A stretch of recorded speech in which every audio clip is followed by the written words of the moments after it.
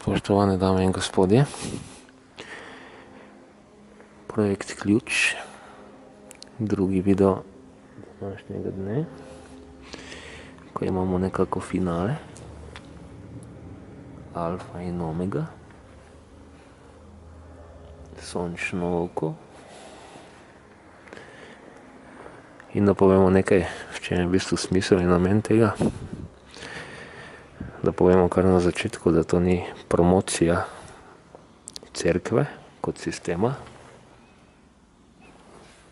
ampak da je dejansko odpiranje oči oziroma odklepanje ključavnice, ki nam je nekako kot ljudem zaklenila pot do zavedanja,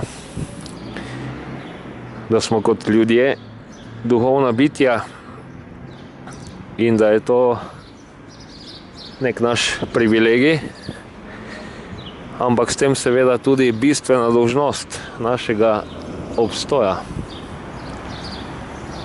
Se pravi,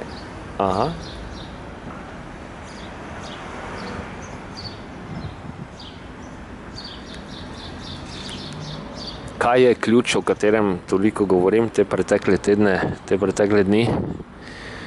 Ključ je poleg tega, da je lahko fizična zadeva, ki jo simbolično nekako imamo, v roki jo držimo, z njo odklenemo konkretno ključavnico, je po drugi strani v tem metafizičnem svetu dejansko zavedanje, kaj je naš smisel in pomen.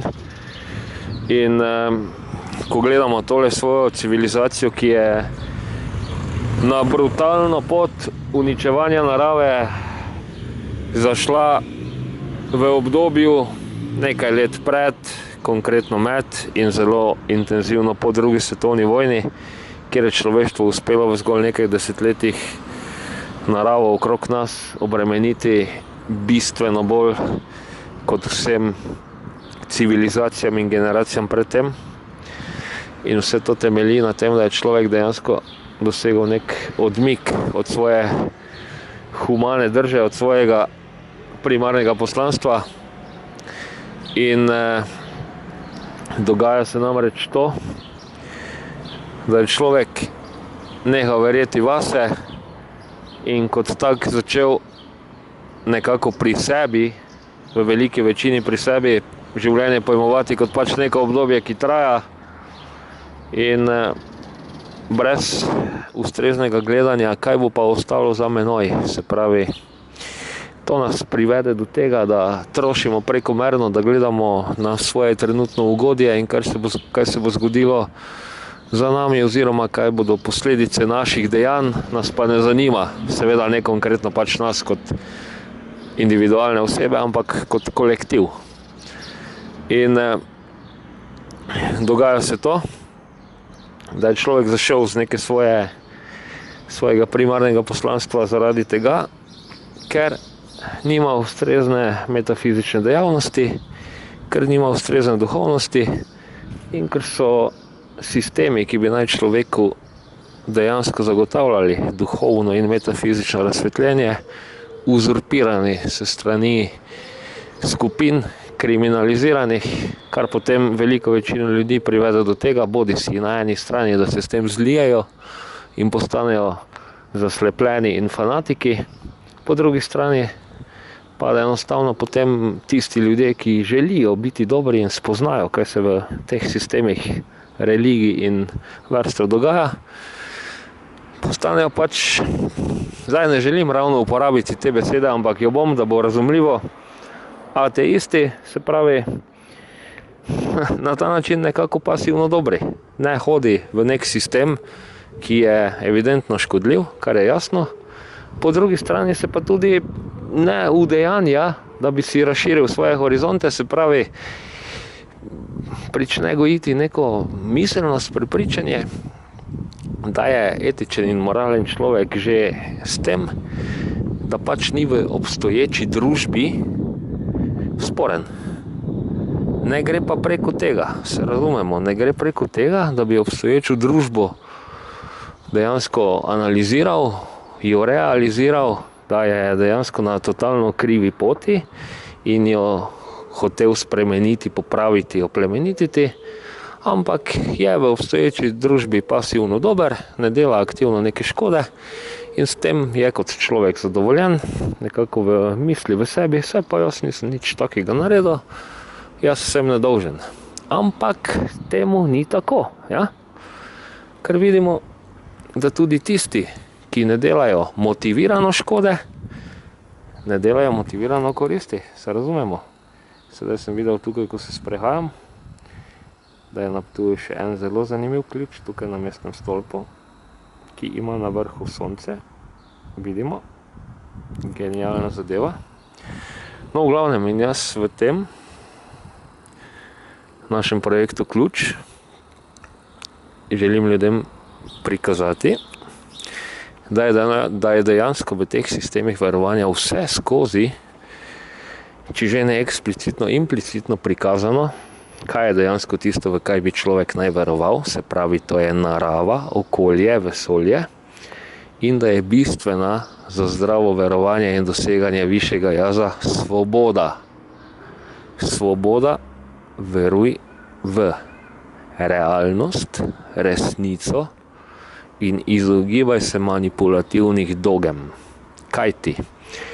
Ko je pač skupina ljudi, sistem na neki točki dojel, da ta svetišča dejansko imajo neko moč na človeka, je v njih korak po korak pričel naseljevati manipulativne elemente, ki so vernike zapeljali na krivo pot, na pot odvisnosti, na pot irealnosti, v nekaterih primerih o obljubljenih devicah, če se razstreliš v množici ljudi, celo do nebuloznosti in mentalne bolestnosti.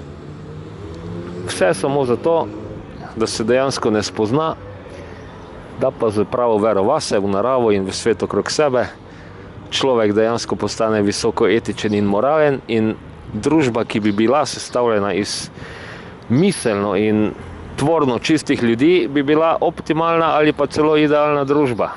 Se pravi, sedaj ne bom zakompliciral preveč tega, kar želim povedati je tole. Konkretno, v projektu Ključ ne gre za promocijo cerkvenega sistema kot sistema, ampak gre za to, da se moramo pričeti zavedati, da ni zadosti biti dober samo znotraj neke družbe, ki jo imamo, kajti pasivno dobro pomeni zlo. Mi, ki imamo zavedanje, kjer je jasno, da se naša družba giblje v napačno smer, moramo biti aktivni v tem, da to popravimo, kajti če ne bomo mi, naše generacije, bo prepozno. In človek mora dejansko biti v stanju, biti motiviran, da stopi mnogo dlje od nekega povprečnega zavedanja glede sveta. In to doseže lahko tako, da se prične na zdrav način, na zdrave načine, dejansko interaktivno spajati z naravo. Lahko bi to poimenovali meditacija, lahko bi poimenovali molitev, lahko bi pa enostavno poimenovali komunikacija z naravo in vesoljem. In da si, glede na to, da bom še to tu dodal vmes, če nam znanost jasno pove, da mi kot ljudje uporabljamo samo nek minoren odstotek kapacitete naših možganov, se pravi nekako 10 do 15 odstotkov, ali nekako v tistih res dobrih primerih 20 do 25, pomeni, da imamo vsaj 75 odstotkov manevrskega prostora in da z ustreznim zavedanjem glede tega, kaj smo in kdo smo, moramo biti v stanju tako motiviranem kot tvornem, dati od sebe mnogo več kot damo. Trenutno kot kolektiv damo od sebe to, da uničujemo v svet. In kot rečeno, jaz sem pri večletnem opazovanju vsega skupaj in temeljitem analiziranju spoznal, kako nam vse skozi na vsakem koraku eksplicitno ali implicitno kažejo, kaj bi naj bila pot do samospoznanja in samorealizacije. In glede na to, kje se danes nahajamo, da vsak dan če se le ustrezno človek poglobi, lahko pride do informacij, da je ali izumrla kakšna živalska vrsta, ali da so posekali toliko in toliko pragozda, se pravi, na vsakem koraku je uničevanje življenjskih pogojev,